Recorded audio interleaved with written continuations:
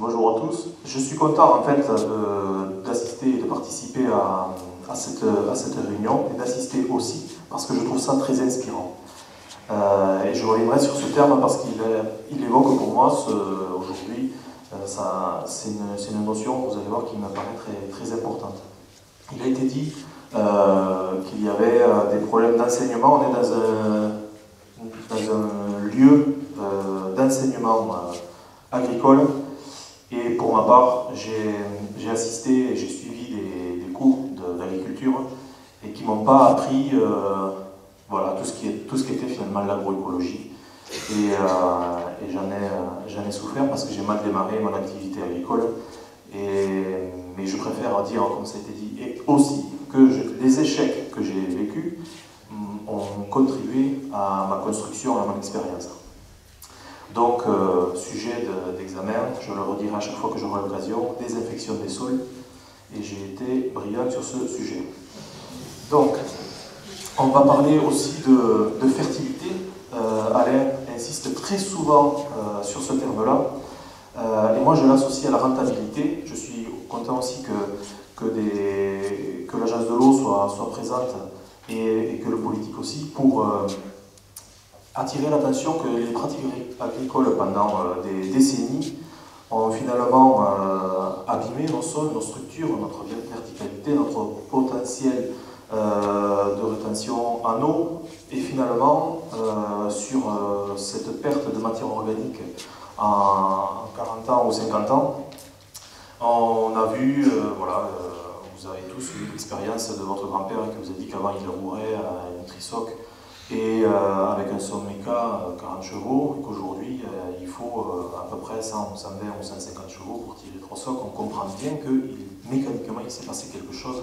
On a perdu notre matière organique, ou une partie de notre matière organique, et finalement on a perdu notre rentabilité. Et aujourd'hui il faut reconstruire ça, ou du moins il ne faut pas accentuer, aggraver ce phénomène-là, parce que je vois mal l'issue positive à continuer ces pratiques-là. Donc, pour reparler d'inspiration, tous les agriculteurs qui sont là aujourd'hui m'inspirent. Conrad m'inspire, Frédéric Thomas m'inspire, Lucien Segui, Sarah m'inspire. Et je me dis que finalement, tout ce qui est aujourd'hui dans tous les gens qui sont un peu les mentors de ces pratiques-là, on pouvait les élargir et les développer à tous les systèmes de production, y compris à mine, parce que je suis céréalier, viticulteur. Voilà. Donc, présentation très rapide de l'exploitation, c'est pas très important. Le fait marquant en fait, de l'exploitation, c'est depuis 2 ans l'introduction d'un atelier au vin sur l'exploitation. Diversification des cultures, j'étais dans un système classique avant de rotation blé, tournesol, blé, colza, blé, tournesol, blé, colza. Et en fait, j'ai changé, j'ai diversifié mes rotations. Voilà, et donc, les déclics, ils sont un peu dans la même expérience que Christian avait dit.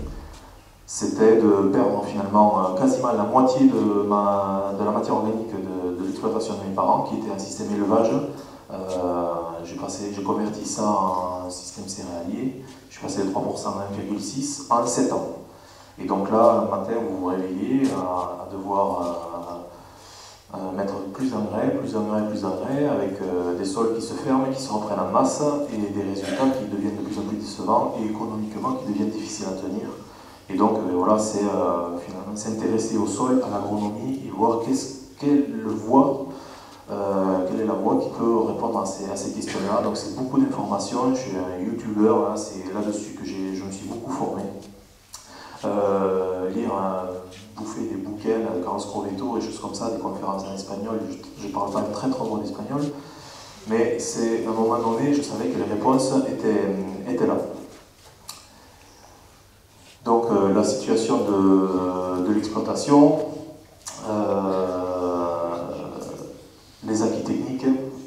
Aujourd'hui, les expériences que j'ai eues en vigne, c'était de me rendre compte en fait qu'on avait une grosse part de responsabilité dans la situation agronomique dans laquelle nous étions. Et en fait, lorsque je suis devant ce qu'on appelle une adventice, un chien dent, un régras, qui est résistant au glyphosate, c'est pas la nature qui l'a rendu résistante, c'est mes pratiques, c'est mes actions. Et en fait, je me dis toujours, sans parler, sans me culpabiliser, mais qu'est-ce que, en fait, dans nos pratiques, en parlant aussi de mes parents et grands-parents, dans cet héritage-là, quelle est la part de responsabilité de l'homme dans le problème que j'ai à gérer aujourd'hui? Et finalement, quand on analyse un petit peu la nature et ses facultés de résilience, comment elle veut se réparer des problèmes qu'on lui a créés. Et donc c'est ça qui est aussi inspirant, de comprendre ce que la nature, finalement, nous raconte, nous dicte, et donc c'est de m'inspirer de ces pouvoirs-là, et donc d'essayer de les comprendre. Et je suis très intéressé par, finalement, d'autres sciences, comme a parlé Stéphane Gatti tout à l'heure, mais des choses comme ce que dit Lucien Segui par rapport à la botanique, toutes les réponses que ça va nous apporter. Donc les techniques d'implantation de couverts en vigne ne sont pas généralisées, ou enfin, du moins sont en train de l'être, et c'est tant mieux, mais les démarrages ont été compliqués parce que le matériel n'était pas là, ça n'existait pas ou peu, ou alors à des prix astronomiques.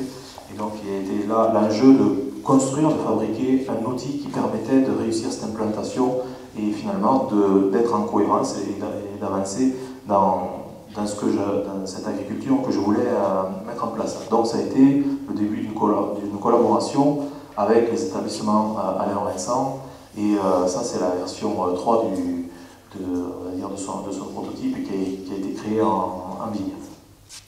Et donc, toujours pareil, pour aller dans cette cohérence avec la biodiversité fonctionnelle, on s'intéresse à introduire des espèces fruitières, des arbres, essayer vous voyez, le paysage, c'est déjà assez bocageux, il y a des gens naturels, mais on se dit qu'on pourrait accentuer, grossir le trait finalement de cette biodiversité, et essayer d'être le moins possible dans le système monoculture qui bien souvent génère des problématiques. Donc finalement ça a été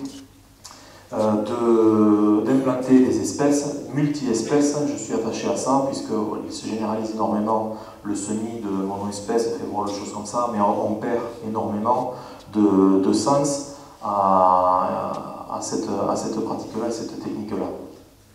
Donc, l'autre élément qui m'a fait progresser dans ces techniques-là, ça a été d'introduire les animaux, puisque je me disais que je valorisais finalement pas très bien ma vigne, ma surface, mon exploitation, qui a bien des limites par rapport à son potentiel, avec des sols battants qui sont hydromorphes l'hiver, séchants l'été. Donc, du temps que je réussisse à améliorer cette fertilité, je me disais que je pourrais valoriser les mètres carrés de l'exploitation en développant un atelier au vin, et y compris d'introduire cet atelier sur les vignes, puisque finalement je suis à gérer un rang sur deux avec des espèces de légumineuses, donc des lotiers, différents trèfles avec un petit peu de fétuque rouge traçante, parce que j'ai eu des problèmes de chien dent et de raigrats résistantes. C'était la flore spontanée qui était sur mes vignes, et donc je me posais la question, pourquoi ils sont là, qu'est-ce que ça veut dire, et donc c'était aussi d'essayer de gérer en fait la biomasse des sarments, en essayant d'être équilibré sur la partie carbone sur azote, avoir un interrang de légumineuses, donc très riche en légumineuses, qui reçoit mes sarments, qui sont très riches en carbone, et de produire l'autre biomasse, enfin le plus de biomasse possible dans l'autre interrang. Et donc en fait, je ne suis plus dans le système d'alternance des rangs. Lorsque j'aurai atteint ma fertilité, ou du moins ma verticalité sur ces rangs-là, avec 3 à 4 ans de mélange de légumineuses pérennes, là j'irai directement en semi-direct sur ces rangs-là, et j'introduirai mes rangs de légumineuses dans l'autre interrang. Donc en fait, j'essaie d'y aller progressivement mais efficacement. Donc en fait, voilà, tout ce qui est produit sur l'exploitation, j'essaie de me produire mes semences de couvert, et ce qui demande quand même une organisation assez importante. Donc l'observation des sols, c'est un point qui est clé. En fait, c'est pour répondre à toutes les questions de quelle espèce je vais choisir, quand, comment. C'est vraiment, il faut sortir la mèche et procéder aux étapes de diagnostic. C'est aussi important pour rester un petit peu stable dans sa tête et voir qu'on évolue, et qu'on évolue dans le bon sens, et qu'à un moment donné, il faut quand même faire un point zéro et essayer de voir, bon mais tant pis, la situation elle est pas très bonne aujourd'hui, mais elle va s'améliorer. Donc voilà. Ce système de production agricole, finalement, l'enjeu aussi qui est majeur, c'est qu'il répond à... On n'a pas trop parlé de durabilité, mais c'est un système qui répond aux enjeux sociaux, environnementaux et économiques. C'est la vraie définition finalement de la durabilité. Et ça, aujourd'hui, on ne peut que l'encourager. J'espère que tous ceux qui voulaient l'entendre l'ont entendu. Et les différentes voies de progrès qui seront à explorer, c'est ce qu'a dit aussi Stéphane tout à l'heure, c'est finalement par rapport au processus de vie, l'oxydoréduction. Voilà, quelle réponse on pourra apporter pour avoir des plantes les plus saines possibles, puisque c'est bien, Conrad le dit souvent, le drame de la malbouffe, c'est que ce que nous mangeons est oxydé, et ça affaiblit notre organisme, et donc après on est obligé de prendre des antioxydants pour aller bien. Donc vous voyez quand même la petite incohérence qu'il y a dans les systèmes de production, et il faut encourager cette voie-là aussi. Je vais explorer ça aussi. Les chiffres là, ils sont dans un titre indicatif. La productivité à 105 hectolitres hectare, c'est une moyenne. On va dire que je réponds à tous les objectifs qui me sont demandés par la structure, c'est-à-dire que je suis limité à 90 hectos sur des chardonnays, et je monte à 130, 140 sur des colombards. Donc je n'ai pas de problème aujourd'hui de réponse agronomique ou de problématiques particulières par rapport à ce qui m'est demandé en termes de performance agronomique sur la partie viticole. Dans les améliorations, c'est mieux gérer les excès, les déficits en azote. Il faut faire attention à la vigueur de la vigne et bien démarrer son système lorsqu'on produit également beaucoup de biomasse, et faire attention aux fins d'azote lorsqu'on a un couvert qui est riche en carbone. Donc voilà, et après, il faut que j'améliore un petit peu l'organisation de la chaîne, récolte, triage, tout ça, c'est assez compliqué. Aussi la partie ovine, c'est tout en extérieur, il n'y a pas de bâtiment, mais ça demande aussi une organisation et des aménagements sur la structure en termes de taille. Donc voilà, réduction des intrants, voilà, c'était pour répondre aux enjeux qui nous sont demandés, être aussi en cohérence avec ce qu'on veut faire dans la vie. Et donc voilà, si les différents essais, c'est ça, c'est des rêves sur le cavaillon, essayer de limiter ou de supprimer le désherbage sous le vent. Je pense qu'il y aura aussi des réponses apportées par les botanistes, de trouver les bonnes espèces qui viendront coloniser et arrêter ces pratiques-là, et que le travail du sol finalement, puisque la réponse qu'on va apporter au sein des herbages, c'est du travail mécanique, qui me paraît aussi destructeur, voire davantage. Donc je veux vraiment qu'on trouve et qu'on avance dans les voies de la couverture végétale sans poser préjudice. Voilà, oui, ça c'était par rapport à les échantillons. Je ne rentrerai pas dans ces détails-là, mais aujourd'hui on a des outils qui nous permettent de caractériser le potentiel aromatique et donc de suivre finalement l'impact de ces pratiques-là sur le raisin et son potentiel aromatique. Et aujourd'hui, les résultats sont très encourageants et vont même conforter ces pratiques-là. Donc ça, c'est la dernière expérience, c'est d'apporter du carbone plutôt que de le produire sur la parcelle, de voir un petit peu comment la vie biologique répond à cette pratique-là, comment la vigne va répondre, parce que en fait je l'ai exposé dans une situation où la vigne, on ne le dirait pas tout à fait comme ça, parce que la vigueur est en train de revenir un petit peu. Vous voyez les enherbements de trèfle là, de mélange de légumineuses sont là. C'est une parcelle qui est très très très limitée par son potentiel, et donc qui a des soucis de développement et de maturation. Donc voilà, ça j'en ai terminé.